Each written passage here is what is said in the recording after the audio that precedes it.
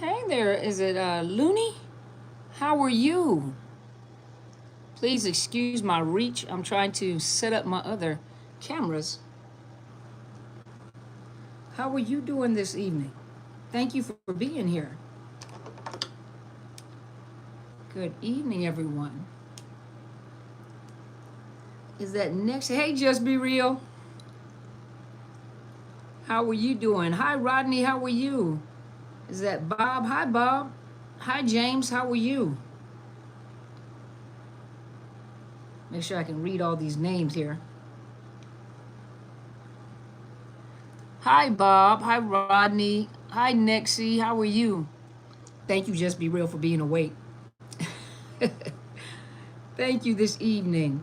I'm doing great. Did I pronounce that right? Is it Looney? I am doing great. Thank you for asking and welcome. Thank you for being here. The kings have arrived. I have some kings here tonight. I'm so honored. Thank you for being here.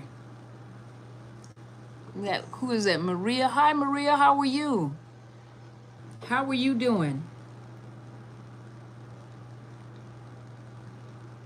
Oh, I got to show off my cup. Yes, okay. Thank you so much for being here.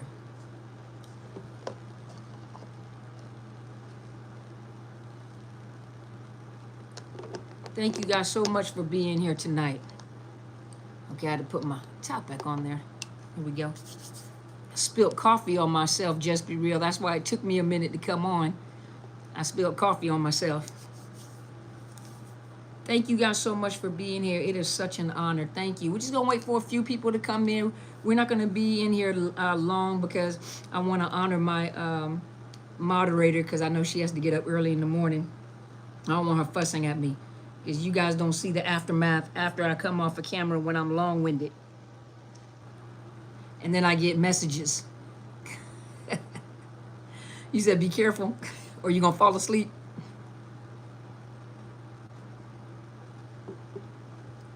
Thank you guys so much for being here. I appreciate all of you. We're just going to wait for a few minutes.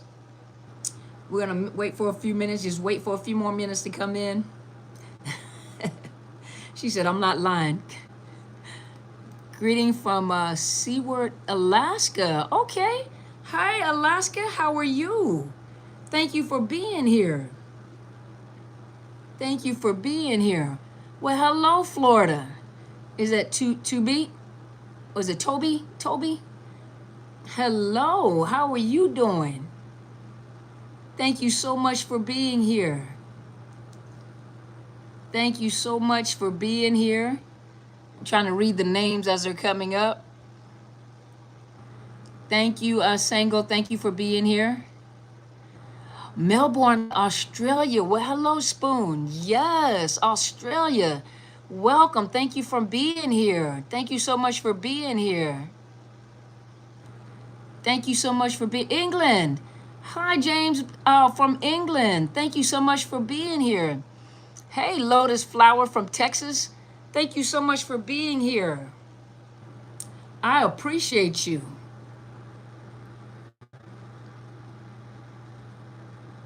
Make sure I get to see the comments. Hi, Anna. How are you? Thank you so much for being here. I think all the comments are coming from right here. I got to move the camera a little closer so I can see. Thank you so much for being here. I'm sorry for having my face all in this camera over here. Sorry about that. Alabama. Okay. I graduated from Carroll High. Thank you so much for being here. Georgia. My father's from Georgia. My family in Georgia. Thank you so much. I look like a judge. Thank you so much. I look like a prosecutor. Well, let's do it. Thank you so much for being here. From Canada. Hey, Canada. Thank you so much for being here. I appreciate you. Thank you. Hi, Valerie. How are you doing? I'm glad you're here to catch me too. Hey, Valerie Pearson Champion. I remember that name. How are you doing, Miss Lady? Long time no see. How are you doing, Miss Lady? Good to see you.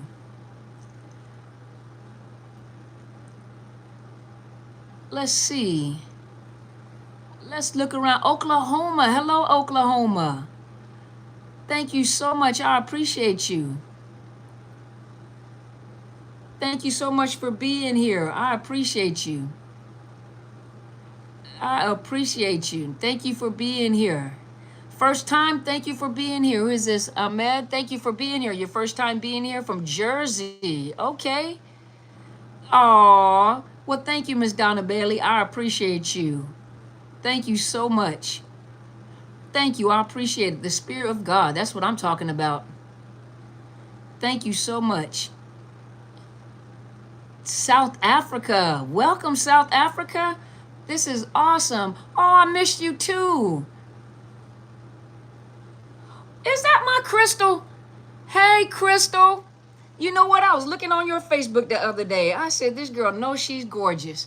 You aged with so much grace. And this is my baby girl in the military. Girl, you've aged with so much grace.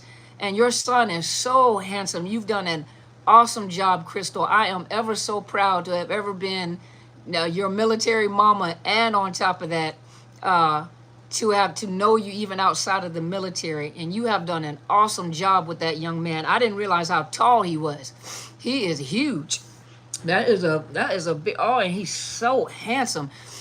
Crystal, he was such a beautiful baby, and now he's such a handsome young man. And he's so tall. He was such a little bitty baby. You learn from the best. Hey, girl. What do the young people do now? Hey, girl. Well, let's get started. Come on, y'all. Let's get started. Thank you so much for being here. Well, let's get started. I'm going to let you handle my lightweight, Just Be Real. Thank you so much. Well, come on, let's have a conversation tonight. We don't have a specific topic. I like just throwing some ideas out there, you know, things that I've thought about before I came on. You have to excuse me, my nose is itching. No, money's if your hand is itching. Somebody talking about you if your nose is itching, right? Old wives' tale, some old Southern stuff, right? But hold on. Let me get my tissue. Let me wipe my nose. Because now I'm not just itching, now my nose running. Hold on. Because I'm drinking hot coffee at night. Well, let's just have a conversation tonight, okay? And I was thinking about some things to have a conversation with you guys because I want you guys to ask me questions. Some of you guys have been in relationships that have been complex. Not just complex, but just right out confusing. Is North Canada. Oh, wow. Northern Canada. Hey, Marcel, thank you. Northern Canada. Oh, wow. I'm going to have to look that up. Wow. But just some conversations. Some of you have been in these relationship or situationships and you didn't realize what you were in when you were in it. And not only did you not know what you were in when you were in it, you know, it's later on. It's almost, you know, when we say hindsight is 20/20, it's after the fact you begin to realize that whatever I was in, it was not just confusing, but something was terribly wrong. Something was wrong, but you couldn't put your finger on it. You knew something, you know, and you're looking at this person that you're with, whether it was your wife, your husband, fiance, girlfriend, boyfriend, whatever, you know what I mean? And you realize you couldn't put your finger on it. You didn't have a name to it. You just knew that there's something wasn't right. Something is wrong with this person.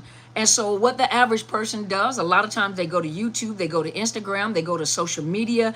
Even sometimes you go to the manual that us as mental health providers, psychiatrists, psychologists, social workers, what we use for diagnosis purposes. And you try to go in, and what happens is most people have learned from a categorical viewpoint, you know, that's how it was taught in most graduate program. You go in and you're trying to categorize this person. And the way that it was taught, you know, and the way that people understood it at one time is these particular symptoms mean this particular personality disorder. And so a lot of times people struggle with trying to clump this individual or put this individual into a category. Thus, you know, you have cluster B, which is also considered the dramatic of all of the personality disorders. It is dramatic, confusing, and most people try to put them into a category. The most confusing thing for most people is that, and there's two things I look at. Number one, you're looking at this person that they just don't fit directly into the category. Number two, a lot of times when people are seeking help, a lot of times they're in denial. And so a lot of time the hope is that they don't fit in the category. And so you try to find, the symptoms to try to fit them in the category. And one of the things you hope is that they don't fit into the category of narcissistic personality disorder, because I know many things, you have seen on social media. You do understand this one thing is that narcissists don't change and they get worse with time. And they don't have the capacity to love people. They don't have the capacity, you have the capacity. Hey there, Wrenches, I know who that is. It's my girl. But you're trying to clump them into this category, and a lot of times, believe it or not, people don't want them to fit in this category because hope is the last thing to go. And a lot of times people are in denial. They just don't want to believe that this person is personality disordered. They do whatever they can to try to find those symptomologies and be very, very, intentional with finding what symptoms that they have in hopes that they just don't fit in that narcissist category. But that is most categorical view, and a lot of times people become confused. Another thing is the fact that that a person, you're looking at this person, you're trying to put them in a category, and you're also experiencing cognitive dissonance. Many times when you have been in situationships or situations like this, one of the biggest struggle that most people have, which is a part of a trauma response, is cognitive dissonance. Cognitive dissonance, remember what I told you, is two opposing opinions, and just be real, give me like 35 minutes. But, and when you're looking at, and you have cognitive dissonance is when you have two opposing opinions fighting on the inside, two opposing opinions fighting on the inside of you. And it's a struggle back and forth. It is a struggle back and forth, and you have this internal conflict. And I'll just use this as an example. On one hand, you have the facts. You know that this person is disordered. You know that this person could possibly be A, B, C, D, E, F, G. You know that you shouldn't be in a relationship with them. I need to get out of the relationship. But your emotions are so strong. And a lot of you understand that emotions come with feelings. If you don't believe me, just think back at the time that you found out that the person that you were with cheated on you.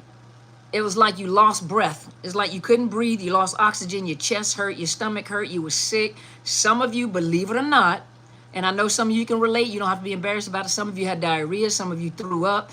Some of your stomachs were hurting. Some of you couldn't sleep at night. You tossing and turning. Your head started hurting. You had a migraine. You had a tension headache.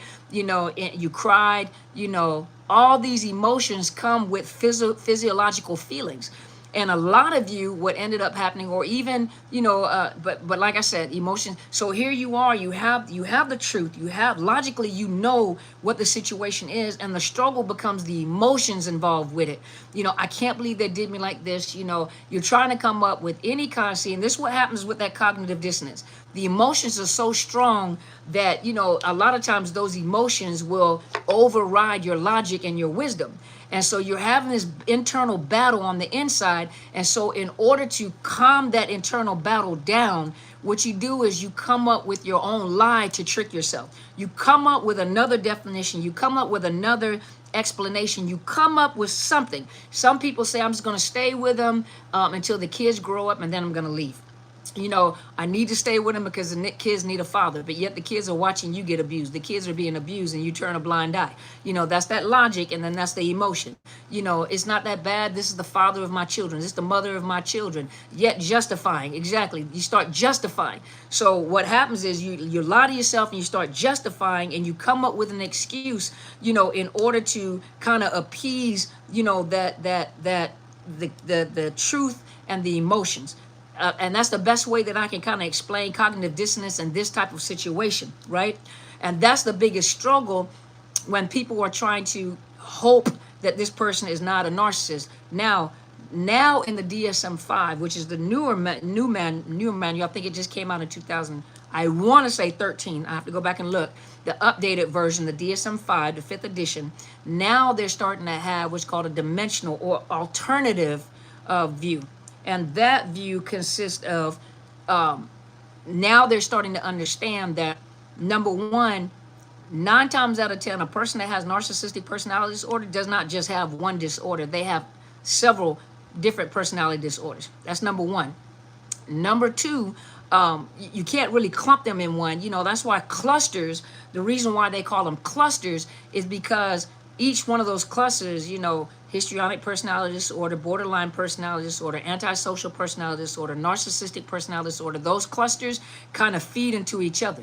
Those clusters, they have similarities with each other, but like I said, with that dimensional view, the dimensional view, the alternative view, the DSM now is starting to also look at the fact, how do these disordered people, that these disordered people with this disorder and this thought process, the way that they think, how they affect other people, how they traumatize other people, how they affect other people.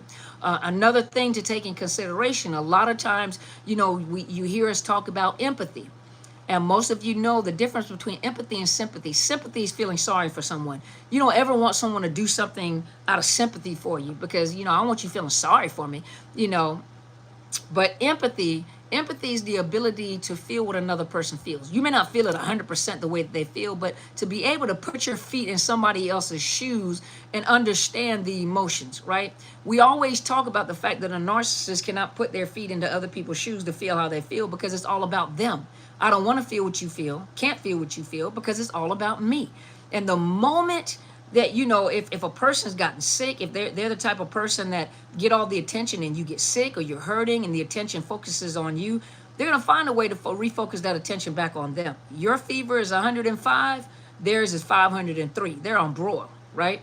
The other thing in that empathy, the thing that we may not look at in that empathy, and this is something Sandra Brown has talked about. This is the Institute of, yep, I'm gonna get that. Institutional, I get it. But of relational harm, reduction of relational harm, the Institute, I have to get the Institute correct. And public education of psychopathy or pathology, but I'll get the Institute right in a minute. But there's something that she taught as well, and that is when you're talking about empathy, they don't have the ability to see how their behavior affects other people. So they don't have the ability to understand how their behavior affects other people. And so when you're talking about people that are on the cluster B, especially like the narcissists, and that's usually what we talk about a lot, these pathological individuals, these people with a high level of psychopathy, the empathy part, not only do they not able to put their feet in other people's shoes to feel what they feel, they don't want to feel what you feel because then you take the attention away from them. But the other part of that is that they don't have the comprehension. It's not even the comprehension, is they don't have the capacity to understand how their behavior affects people. And so anybody that gets into a relationship with an individual that is in the cluster B spectrum, you will be injured. It's inevitable that you will be traumatized or injured, and their behavior is going to affect you some way. And in the the DSM-5, for a lot of you, sometimes people get angry at therapists by the way that we have been taught, because therapists, when you have a doctor, if you're looking at a medical doctor goes in a symptom, they focus on symptoms. They do symptom management. They also go to fix a problem, to fix an issue. Once that problem or the issue is fixed, they send you to somebody else that maybe deal with pain management. But everything is about fixing, correcting, and keeping alive. That's why you have these different departments in the hospital, right? You've got the ER. When you get into the ER, they're trying to patch you up. They're trying to keep you alive. They're trying to bring you back alive. Once they got you alive and stable, they'll send you over to the ICU. Then you have the ICU people that are trying to keep you alive and trying to find out what's going on with you. Then you have another group coming in. They have to do MRI so they can go in as long-term, for example, long-term care, fixing the problem, doing the surgery, doing the rehabilitation. Then you go into the hospital, into the regular hospital where you may intensive care, whatever, and then you go and get, therapy, physical therapy, speech. So all these departments, right?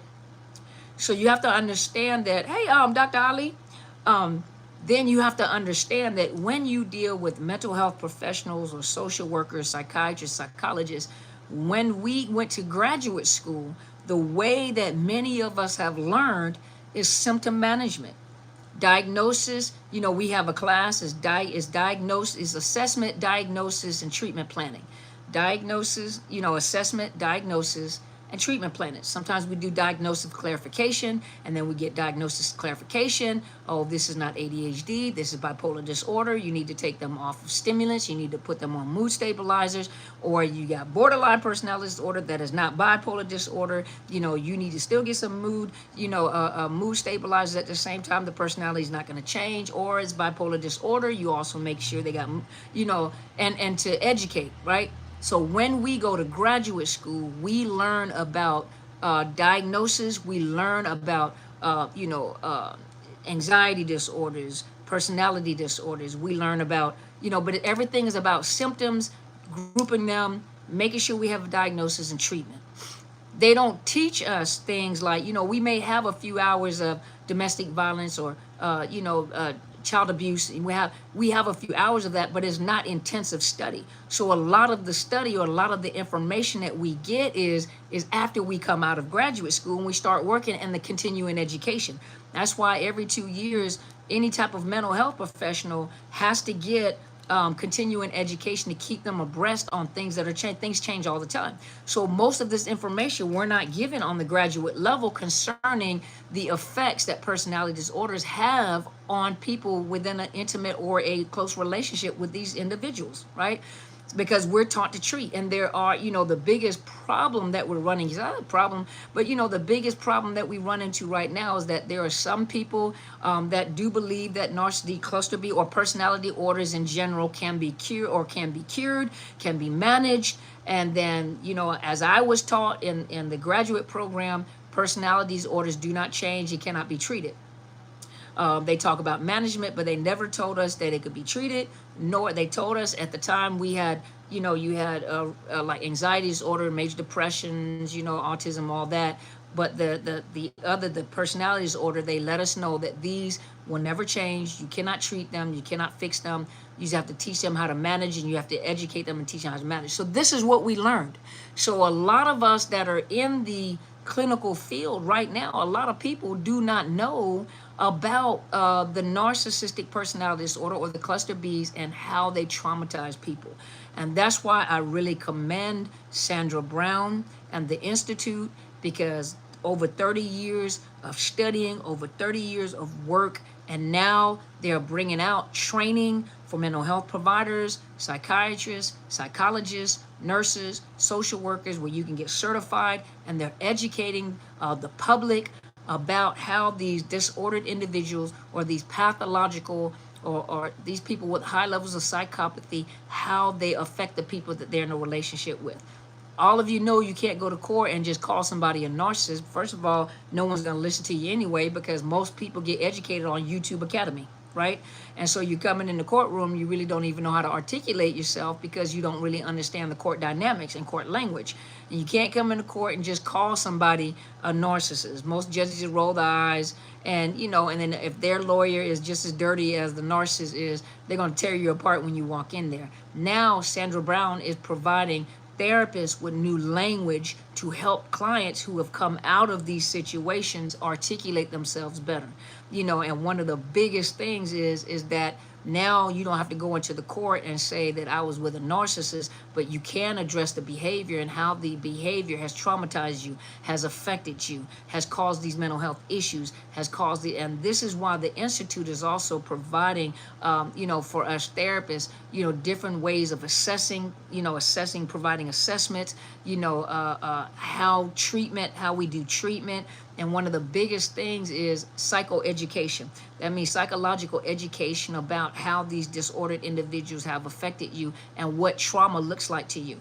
Because all trauma may not look the same. There are people that have traumatic brain injuries. There are people that have, that have come out of these situations with traumatic brain injuries. There are people that have come out with physical scars. But everyone is going to leave out of there with some type of psychological scar in your mind and in your heart. Because that's how much they and depending on how malignant they are is depending on how much damage they can do. There are people that have unalived themselves. And you have to understand that when you're dealing with a narcissist, To unalive yourself is almost like, for them, is like you're making a sacrifice to them, because they try to put themselves in your lives like they're your God. You know, they want you to worship them. They don't want you to question them about anything. They don't want you to, you know, I want you to totally, and that's why a lot of people become very dependent on them for their emotional needs. You've become isolated. You know, everything that they say is gold. It doesn't matter what they say, you're going to believe them. That's why they try to isolate you from good information. They take, when you have good resources, you have people that are around you that are not afraid of the narcissist or that disordered, you know, psychopath. You know, when, you know, they know to get you away, because number one, they are intimidated by the person that's strong, because that person does not fall for their antics. Number two, your info, you know, when you have a strong person around, that person can educate you and point out the deficiencies of this individual, and that's what they don't want. 20 minutes, okay. And so they try to reel you in to isolate you from good support networks. The one thing that they expect is if I can strip you of all your resources and finances, even your mental health, then if I ever leave you, or if you ever have to leave me, you're not going to survive or make it on your own. And the terrible thing for a lot of you that do have children by these narcissists, the horrible thing is that, you know, it's hard to have to tell a child that your mother or your father doesn't care. And, you know, it's not something that you should do hastily either, because you have to remember that children don't understand what that disorder is. You know, you have to understand that children do not understand what that disorder is, and you cannot, they're already broken. If you two have broken up, they're already broken. You can't just, because you angry and you want to make sure I need to educate my child, you have to have age appropriate conversations with them. And a lot of them will ask you, does my mom and my dad love me? And the response should be, you know, age appropriately, you know, they love you the best way they know how. You know that they don't know how. You know, so they think that what they're doing is showing love, because that's what they think love is, throwing money at you, you know, getting you whatever you need. They don't understand, like we do, that love is quality time. Love is conversation. Love is more than just throwing money at someone. You understand that, and so you don't have to, you know, until they get to that age where they can understand that, you display that. You display love. You always have to remember that they're always going to chase behind something that they don't have. Most kids do what? They're going to chase behind the parent that is not in close proximity to them, because it's a mystery to them. You don't have to compete. Never, ever, ever compete with a narcissist. You be the best you that you're going to be. You make sure that you have boundaries. You make sure you have chores. You make sure that, you know, you don't allow them to manipulate you. You know, you have to make sure that they have chores, they have boundaries, there's consequences for their action, because you have to remember, you are raising somebody's husband and somebody's wife. And as they get older, when you're patient, it's not easy raising kids. So to be patient with them after a while, and you educate them, you know, you don't educate them about their parent being a narcissist. What you're educating is what is correct and what is incorrect behavior. No, that is not right. We don't do that. You know, that is not right. That's not how we talk. That's not how we think. You know, that's not how you're supposed to think. That's not how you're supposed to treat people. And so you're teaching them certain things, you know, because you already know how they think. So you're teaching them certain qualities and certain principles. And you have to remember, I know that you're angry, I know that you're hurt, and I know that you're trying to protect your kids from this individual. But the point is that you're going to have to teach them step by step empathy. You're teaching them empathy by displaying empathy. You're teaching them empathy by, you respect that person, but you don't have to agree with that person. You don't allow that person to run over you. No means no, and no is a complete sentence. So you're teaching them boundaries. You're teaching them how to speak up for themselves, because the hardest thing is a narcissist parent. They're going to try to use parental alienation. They're going to try to speak against you to the child. Now, they may not do it blatantly where it's very obvious. They'll do things like have a conversation in the background. I know that your mom or your dad, I can't believe they don't buy you clothes, and it just hurts my heart to see you like this, and you know, your hair is not combed, or your clothes don't fit, or you know, you smell, and I can't believe that they would treat you like this, and you know, I care about you, and I hate to see. So they say all this thing, and guess what that kid is doing? Yeah. So what you have to teach them, you know, if they are to say something to you, you just have to tell them, well, I do buy clothes for you. Well, you're the one that's musty. You know, you're going through puberty. That's what happens. You know, so you have to, if you get over emotional, the child is going to be kind of curious, like, You're gonna go through a transition, and that's a whole nother class. I have to, that's a, hey Renee, that's a whole nother class. That's a whole nother segment that we need to talk about in private. Well, a lot of you are struggling, with parenting, when having conversations with your kids, and we need to have a whole separate conversation, about that, because that's very, I've went through it, and my kid came to be a pretty big kid, but there were some rough patches where, at one point in time, it was the first time having to get away from a narcissist and have to, you don't co-parent with a narcissist, you counter-parent with them. And you have to learn, there's certain skills that you have to learn, when you understand how they think, because they don't think the way that we think. So you're always constantly in a chess game. And the one thing you cannot do, you have to respond and not react. Respond and not react. And that's hard when you know that you're angry. It's hard when you know that, every other day they're going to disrespect you. Every other day they're going to say something to disrespect you, and either you're going to forgive and keep going, because you already know that as soon as you forgive them, they're going to do something else. And that's just to keep you in your right mind. You know what I mean? Just to keep you in your right mind. So I tell you what, let me go ahead and start answering some questions. If you guys have some questions of me, I'll look and see. Let me look and see. We got some questions here. Let me look at the questions. Yeah, Joshua, exactly, Joshua Yates. When you go into the courtroom, court is about facts, and it's not about emotions. Court is not about going in and expressing your emotion. Court is about presenting facts. And the narcissists, they usually get you in the court and they abuse you in the courtroom. They'll get you in the court and abuse you in the courtroom. Let's see.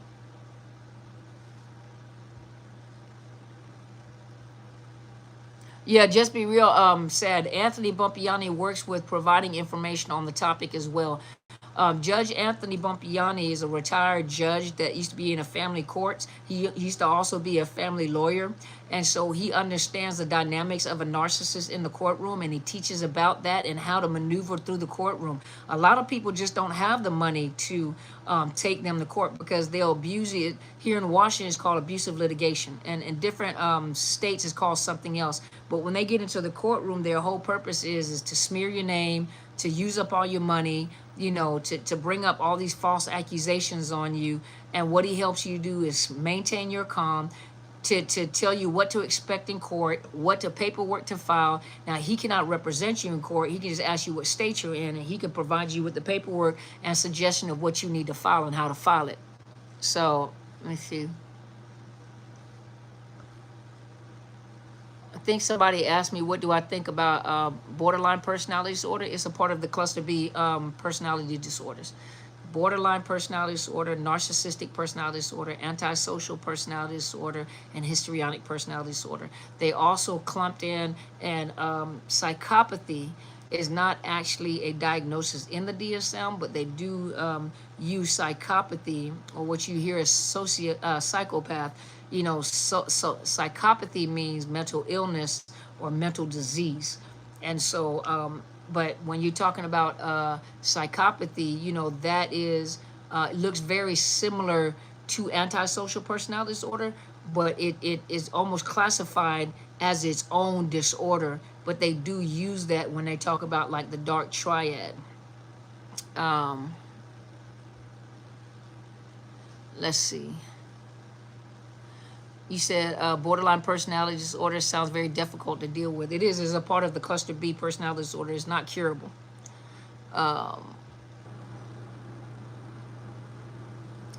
The Star Goddess said, he's telling everyone I'm the narcissist, manipulation. Absolutely, of course.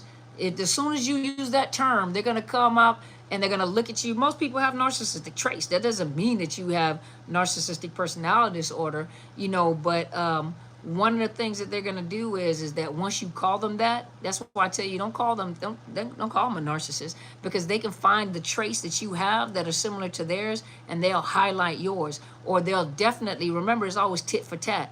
And so they'll bring up all your deficiencies to highlight it, to make it look bigger. It's called a smear campaign, to make it bigger, because what does a smear campaign do? It deflects attention off of them. It deflects the attention, or it takes the attention off of them and focuses the attention back on you.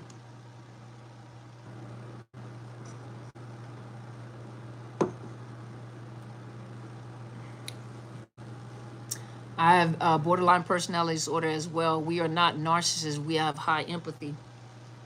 And it's still within the cluster B personality disorders. It's still considered the dramatic of the personality disorders, non-curable.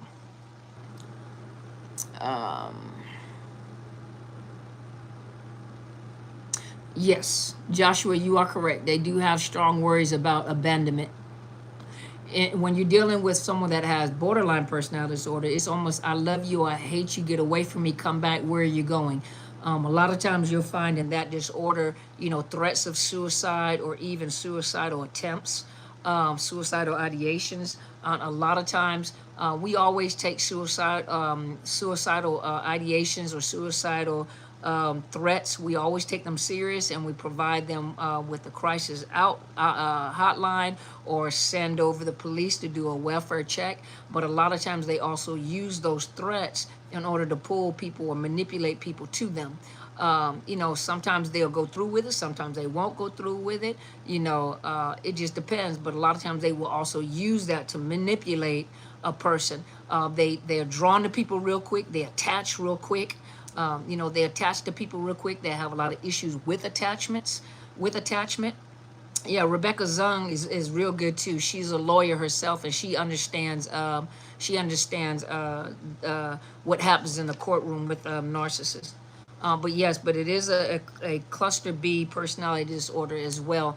And research shows that there's a high percentage of people that have BPD, borderline personality disorder, that also have narcissistic personality disorder. And there's also a high percentage of people that have narcissistic personality disorder that also has borderline personality disorder. Thus, the clusters. So all the clusters kind of bleed, for lack of better words, all the clusters kind of bleed into each other, and you can find, all the other different symptoms of the other disorders within each of the disorders. Let's see.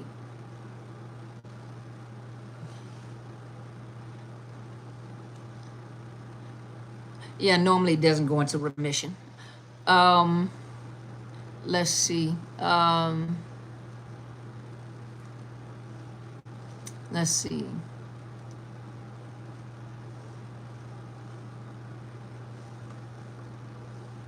All right, let's look. Renee said, it's so sad and heartbreaking now that crafty devil manipulates people to act like him. Look at you. Go ahead then, First Lady. Let's see. Okay, I got to get close. Let me see.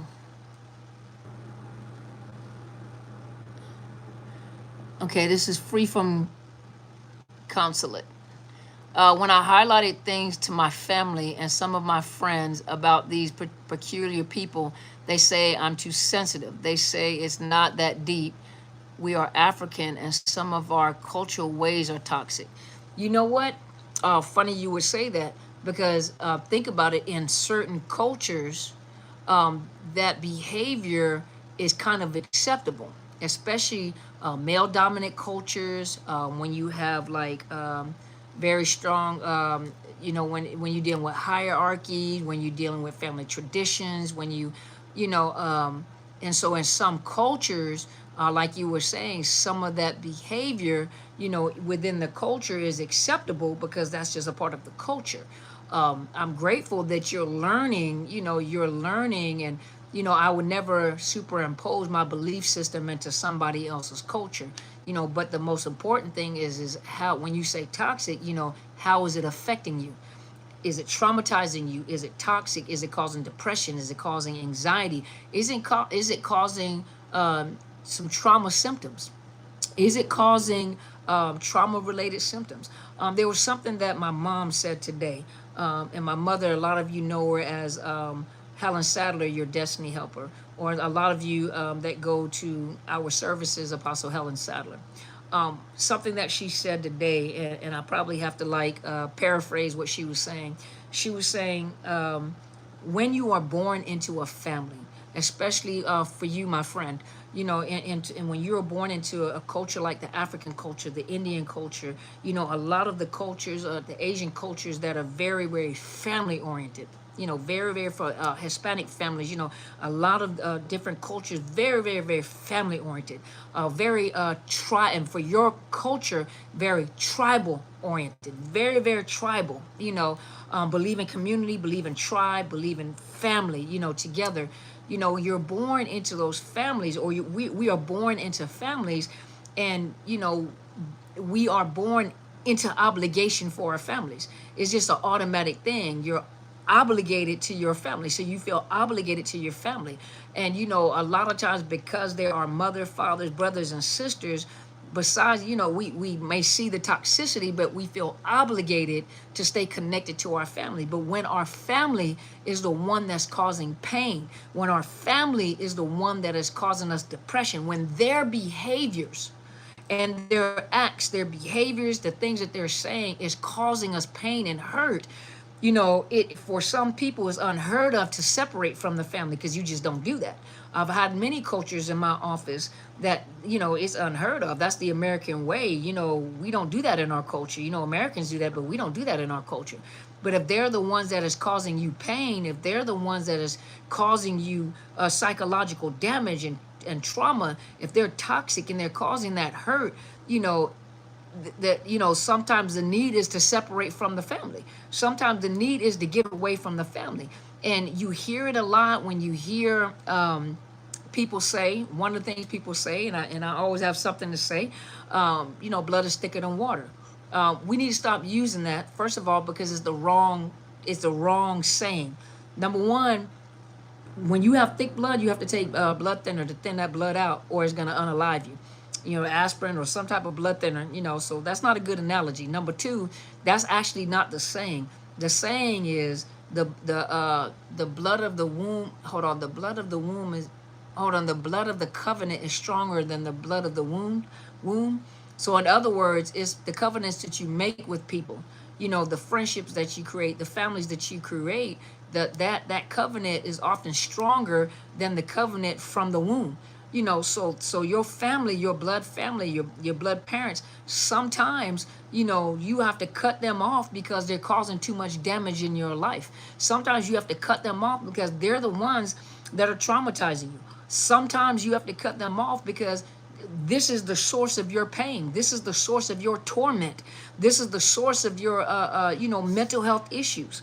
You know, and the hardest thing, you know, a lot of people, I see people come on, I can't stand when I see it. You know, I can't believe, you know, people are over here cutting their families off, and what happened to family unions, and I can't believe that brothers and sisters are not talking, or mothers and daughters are not talking. Okay, but we're in a different generation now. We're in a generation where we're being educated that the wounds have come from the family sometimes. And you keep going back trying to make them love you, and sometimes you're dealing with narcissists. You keep trying to make them love you out of obligation for family. And they, you know, if you're dealing with a narcissist mother or narcissist father, they're going to always make you feel guilty. I'm your mother, I'm your father. You only have one mother, you only have one father, and when we're gone, you know, we're gone. And sometimes you have to distance yourself. I do believe in honoring your mother and father. And if they're the ones that is causing your pain or causing your trauma, sometimes you have to distance yourself and love them from a distance, or you're going to disrespect them in their face. You know, especially, you know, and it also, you know, for those of you to understand, it also says the parents not to provoke your kids. And so you got a parent that's purposely provoking their kids and abusing their kids in hopes. Sometimes, you know, believe it or not, there are some narcissists that their source of supply, their source of fuel is if they hurt you and you fight back. And then they play innocent, they cower, and oh my gosh, I can't believe it. And the only way that they survive is when people are abusing them.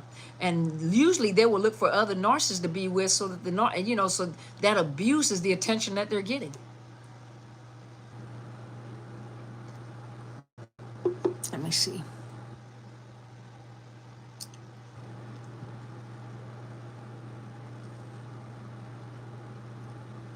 Hold on, I was trying to read what you were writing. I study psychology. They think I look only through the lens of psychology.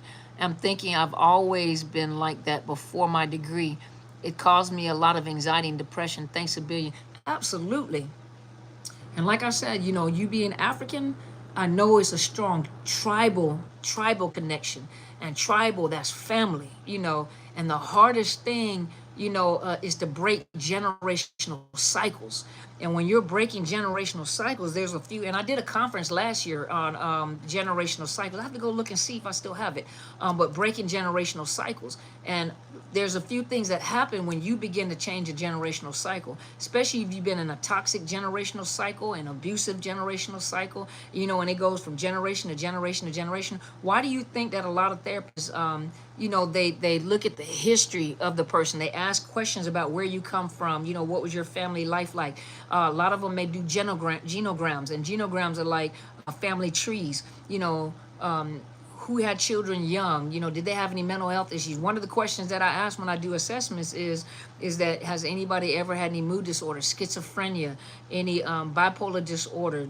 Did they have any narcissistic personality disorder or any type of any diagnosed, even if it wasn't, any personality disorders, alcohol issue, drug issues, suicidal attempts or completed suicides, All this is very relevant. And think about it. When you go to the hospital, they do blood work on you. And they ask you questions like, who in your family, did your mother or your father have diabetes, high cholesterol, high blood pressure, heart attacks, died of high cholesterol, obesity? They ask you family history. Did anybody have cancer, on the mother or father's side? What type of cancer? They have the BRAC something, where where women have to check to see if they have the genetic setup for that type of cancer. And so we in mental health field, we also sit down and take history to see what was in your family. Did anybody else have anxiety? My whole family is full of anxiety, and you wonder why you're full of anxiety. We've had drug addictions all through the family. You wonder why you're current with your siblings. There's drug addictions or alcoholism. That's generational. And anytime you break a generational cycle, what happens, there's one or two things is going to happen. One, that family unit is going to try to pull you back in. Sometimes what they do is they'll shame you. I can't believe that you act that way. You've left the country, now you're Americanized, or you've done this, and you think you're better than us now. And, because you have messed up the homeostasis of a dysfunctional system. And so you have thrown a monkey wrench in there. So this system is out of whack now, because now you're exposing stuff. So one or two things, they're going to try to pull you back in, try to make you feel guilty about leaving a family. I can't believe you left the family. Or if that doesn't work, then their whole unit tries to push you out. You're the crazy one. Something's wrong with you. It's like the scapegoat. Something's wrong with you. You're crazy. You got with these people. Now something's wrong. So they can get back into their dysfunctional homeostasis. You messed that up. So now they have to discard you and keep you out, because if you try to come back in, you could change the system. You changing the system by providing them with information. You're changing the system by you taking a stand, or you having boundaries and taking a stand for yourself and educating people and protecting your children and not allowing your children in a toxic environment. And so that's the one or two things that usually happens when you're breaking generational cycles. And for you, and what was your name again? I'm sorry, please forgive me. The free from consulate. One of the things that you're doing is you're changing a generational cycle. And you have deep roots. And so, that's probably generational, because that's tribal, that's generational, that's, your culture. And so you're changing. And so look how much you're being attacked as well, because they need you to get back into that homeostasis. But you're starting to notice that this is toxic, not just from your education, but you're realizing this is toxic. This is not right. I'm feeling depressed, I'm feeling anxious, and it all stems from, have you ever noticed you get around a family or family members and all of a sudden your anxiety level is to the roof, you're depressed, you get around them, the whole atmosphere is jacked up, everything is just wrong, and then you remove yourself, you feel relieved. There go your source. Joshua said, you become an outcast of the family unit while becoming an individual person. Bingo, there you go, the kings have spoken. Let's see. Is it Latia? Hopefully I didn't mess it up. You've challenged their mental health, basically, and you've challenged their process of thinking. And when you challenge their process of thinking, you also expose toxicity. And a lot of times, dysfunctional people or toxic people or pathological individuals cannot handle being exposed, number one, because it also requires a level of accountability and responsibility. And if you cannot, From Egypt? Oh, Egyptian women are beautiful. Thank you so much. But I'm not from Egypt. I'm from Europe. But thank you so much. But yeah, so yes, you are right. They try to ostracize you. Yes, soon as I spend time, I'm gonna spend them with my brother and dad a lot. My mood is everywhere. My dad likes keeping things looking perfect. See? And you come in there, obviously you must have been a scapegoat. A scapegoat is a truth teller. A scapegoat is going to point out the pink elephant in the room. A scapegoat is not going to be quiet with family secrets. You probably talk too much, and so you get out there, and so the family unit comes together to point their fingers at you and make you look like you're crazy. You know, that's usually a scapegoat. So those of you that were scapegoats, that's normally what happens. Yeah, that's normally what happens.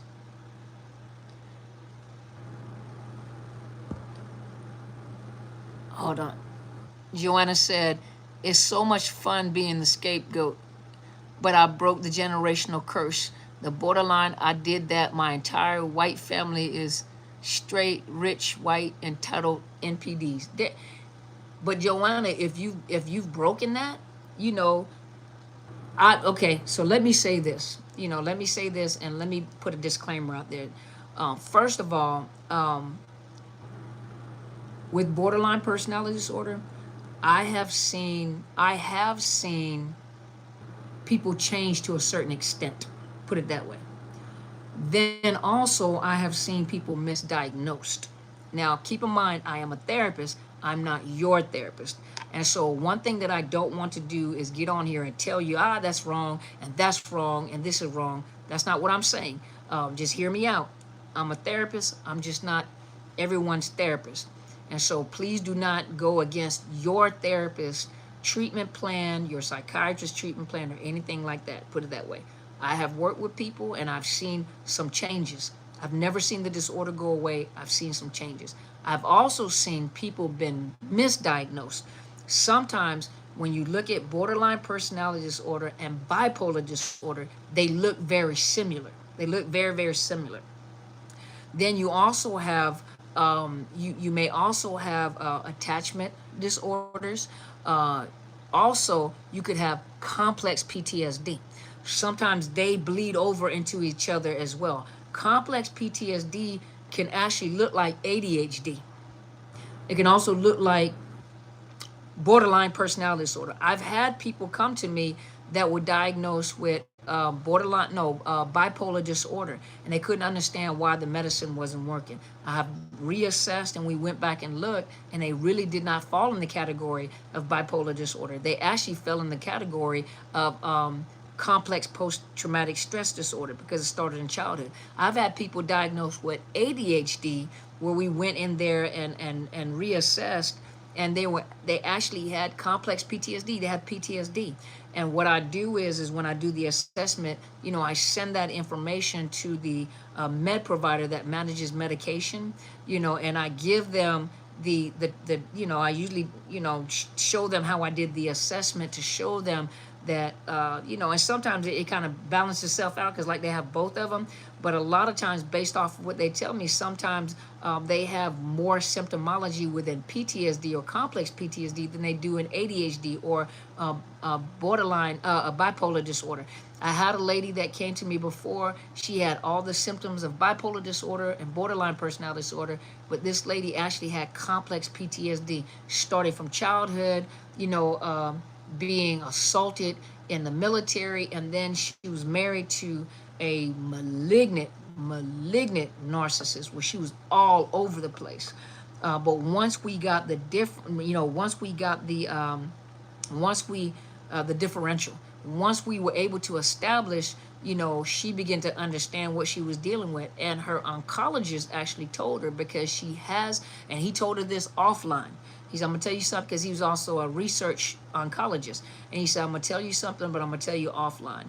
He says, you got breast cancer, but you didn't get, he said, there's nothing in your family, there's no history of breast cancer anywhere. He said, I guarantee you, he says, 9 times out of 10, the reason why you got breast cancer is because your immune system has been so compromised because of the trauma that you're going through at home and the trauma that you're going through. He says that you ended up getting breast cancer. He says, now I'm going to tell you that offline. He says, but I really need you to get to some type of therapist to do some type of treatment with you. because she was traumatized after traumatized, and then of course he wasn't making the environment any better. And so the only thing that I'm saying is that, maybe go and seek a second opinion and see, seek a second opinion and see, and then seek a second opinion by somebody that actually specializes in trauma and can do assessments, just to go back. Because sometimes people literally have been misdiagnosed. I'm not saying everybody, but especially with this new field of study, one of the biggest things they talk about is the fact that a lot of people are misdiagnosed with disorders when they actually have trauma disorders. And borderline personality is a trauma disorder, but sometimes people are misdiagnosed when they actually have trauma disorders. And you need somebody that knows how to assess and what they're looking for. They know what they're looking for. So Joanna, possibility, maybe, maybe not, maybe, maybe not. It just never hurts to go back and get a second opinion.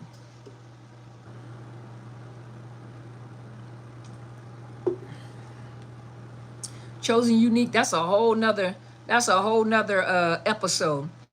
I would have to get in detail with that. She was asking the difference between borderline PTSD and bipolar disorder. I would have to actually sit down and do a lesson for you in order to go through that. Yeah. Yes, borderline personality disorder. Yes, that is a personality disorder. But I would have to do a whole separate show on that and have to break down the difference between the three, because one is a personality disorder, one is a mood disorder, and one is a trauma anxiety disorder. Trauma is an anxiety disorder, but it's trauma based. PTSD is trauma based. Trauma-based anxiety disorder, trauma disorder. Borderline is a personality disorder, and bipolar disorder is a mood disorder. So those are three different things. You are so welcome. Miss Joanna, it sounds like you're from England. Did you say you're from England? Because normally when you hear you're lovely, that sounds like England or the UK.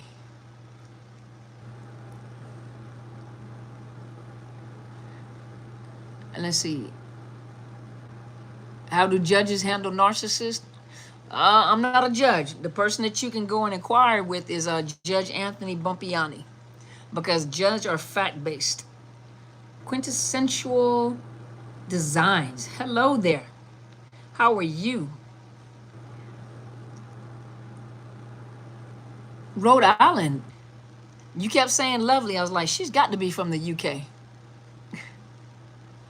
But the best person to inquire when it comes to like how do judges handle narcissists, go listen to Judge Anthony Bumpiani's videos, and he tells you a lot of what happens in the courtrooms, dealing with like the narcissists within the courtrooms.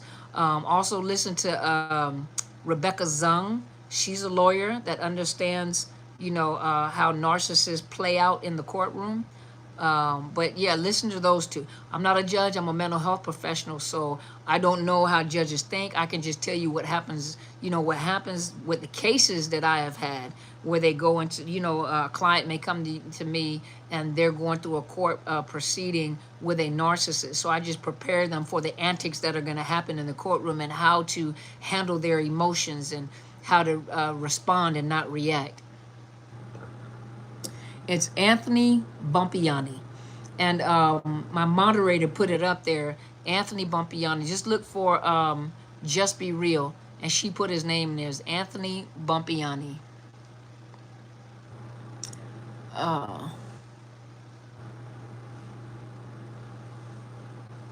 Let's see.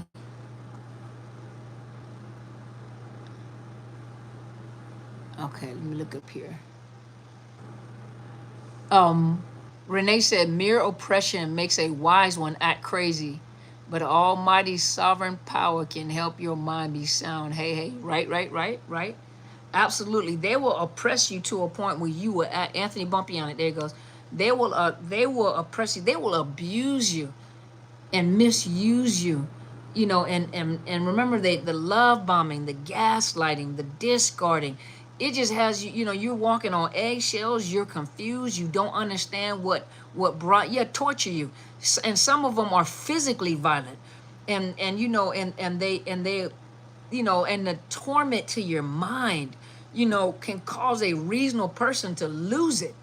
Some people, why you think in the courts there is, there are some women that have gone to prison, or some men, well, I'm gonna say more women, have gone to prison for, and they've had temporary insanity pleas because they lost it and they reacted, in the moment they reacted.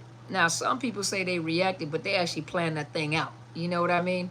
But some people react, and what do they call it? The abusive reaction, or the reactive abuse.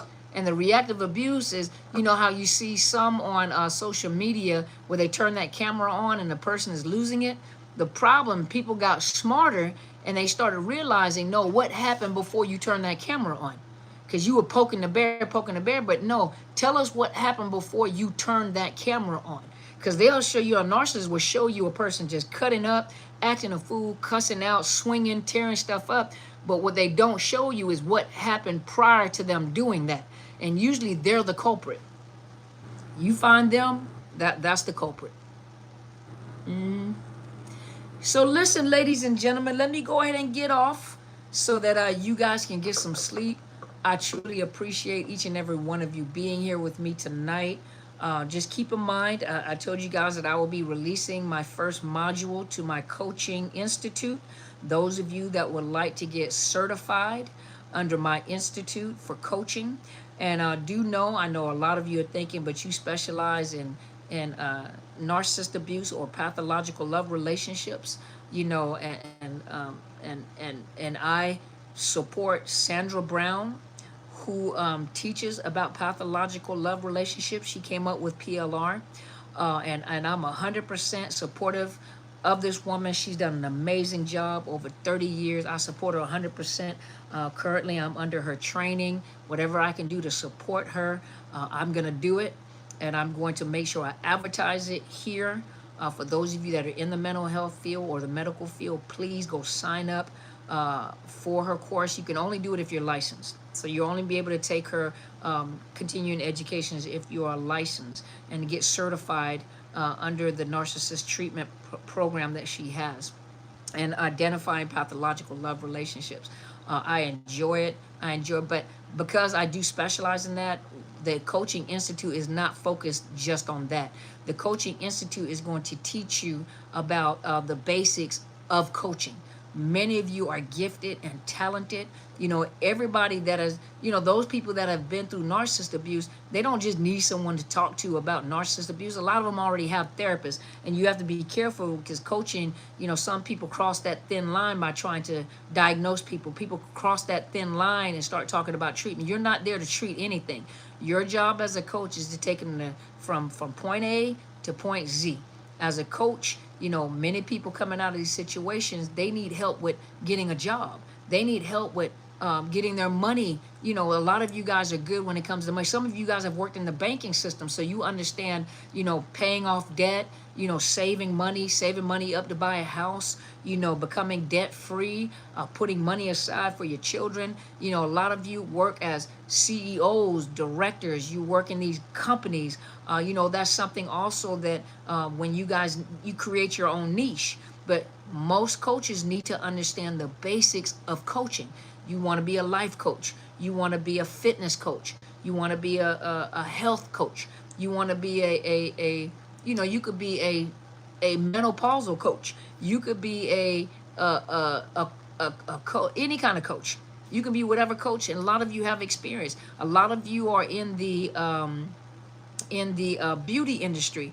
And I was in the beauty industry, but when you come out of the beauty industry, there's a gap in going into the work field. Some of you want to start businesses, and you understand how to help people start businesses. You help people when it comes to like setting up their taxes or to setting up their businesses. So you can coach in anything.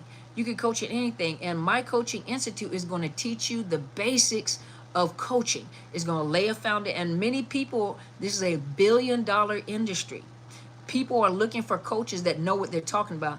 People just call themselves coaches, but they're giving you all the problems, but no solutions. You're not selling a coaching program. You're selling a solution to a problem. So you have to figure out, you know, what is the problem and what solutions do you have for a problem? You know, so you don't sell coaching programs, you sell solutions. So you figure out what solutions do I have to problems that I see, and where is there a gap of information. And so my institute is going to help you, first of all, to understand the foundations and the principles of coaching.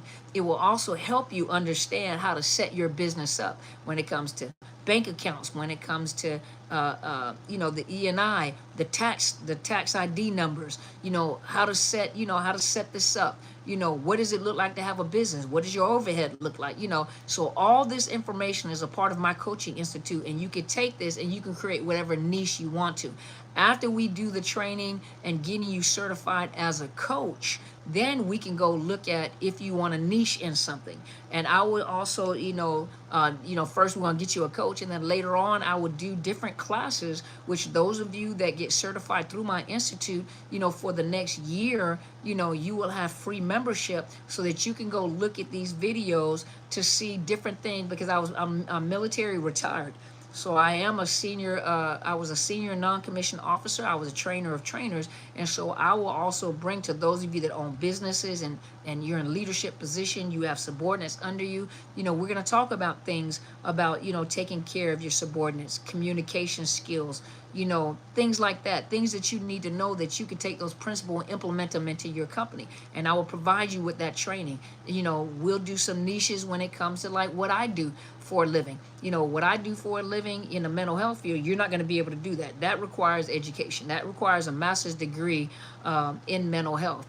And so I will be able to provide you with education, though, if that's something you want to do, because people coming out of these type of situations, they need more help than just, you know, we just going to keep on talking about the situation. What solutions do you have? I'm going to help you rebuild yourself. I'm going to help you get a job. I'm going to help you write a resume. You know, I'm going to help you with your self-esteem. This is what we're going to do. I'm going to help you when it comes to boundaries. You know, this is what we're going to do. So you can niche out in anything. But I'm going to provide the very first module in probably mid, because my daughter's getting ready to go to college, so it's keeping me busy. So what I'm going to do is I'm going to release that first module. When I release that first module, I will let you all know, and you will have the choice to buy the whole program, or you have the choice to just pay as you go. Some people prefer to pay as they go. So when we do that first module will be presented to you so that you can go ahead, get in there and get started. And then, of course, once you complete my coaching program, I will provide you with a beautiful certificate that's going to have the name of my institute. And I'm going to release the name of my institute the day that I release the first module. But it's going to have, you know, a beautiful certificate with your name as coach, your certificate. I'm going to get a picture of you, because you're going to send me a picture of yourself. And I'm going to build my website, because I'm going to have your pictures there as coaches, as certified coaches under my program. And so we're going to start a registry of coaches and what you specialize in. So when people are looking for coaches, they can come to my site and they'll be able to look and see what you specialize in, especially if you start your own web page or you have your own website. We'll make sure that your information is listed wherever you are and what you specialize in. That's called networking. Some of you guys are in the nursing field, the medical field. A lot of you have information on staff training. A lot of you have good ideas about what type of classes they need, what type of training they need, you know, how to certify your program, how to write one, you know, whatever you want to do. But we're going to make sure that once you get certified, you're going to get a beautiful certificate from me, and you might even get a gift box, a really nice gift box with some nice stuff in there, you know, when you're certified. So you're going to get a beautiful certificate. We're going to make sure it's in a nice binder. We're going to make sure that there's a gift box that comes to you. And of course, Just Be Real, she's going to assist me, so you guys will see her face and her signatures on stuff too. You're welcome, Just Be Real. So I appreciate each and every one of you. Thank you for being here tonight. You stay tuned. I'm going to let you know when I release that first module. You will have that opportunity, you know, and once you complete the module, the next module, you know, will be available to you. So I will let you guys know when that comes. So you guys stay tuned. Thank you so much, as always, for always being here, supporting me. Hey, Sue, you know, always being here to support me. And I hope each and every one of you have a awesome evening. Please share the video. Somebody needs to hear this. You know, somebody needs to hear this. And you would be surprised. Some family members that you have, you know, you can't Don't try to make somebody understand that they're a narcissist, and stop trying to make them understand what they're doing wrong. They don't care. The whole point is that there's family members that may be on your Facebook page that may not tell you that they're watching the video, you know, but when you post that video, you never know who actually watches that video. There's some people that were watching the videos that came out long years after and said, I was watching your videos all along, I just didn't want you to know. And I'm finally ready to face the fact that that I've been watching the videos because my sister posted them, whatever. So you'd be surprised at the people that don't want to watch the videos that actually watch the videos. And these are people on your Facebook page that actually watch the videos that you post. So you don't have to say anything, just share the videos. And you never know who you're going to help. And you know that there's some people on there that are probably in these type of situations. But thank you guys so much. I appreciate each and every one of you. Yeah, you just be real. Your signature going to be on stuff too. But I appreciate each and every one of you. I hope you guys have an awesome evening. You guys go and be great. Good night, everybody. Good night, Good night, Facebook. Good night, YouTube.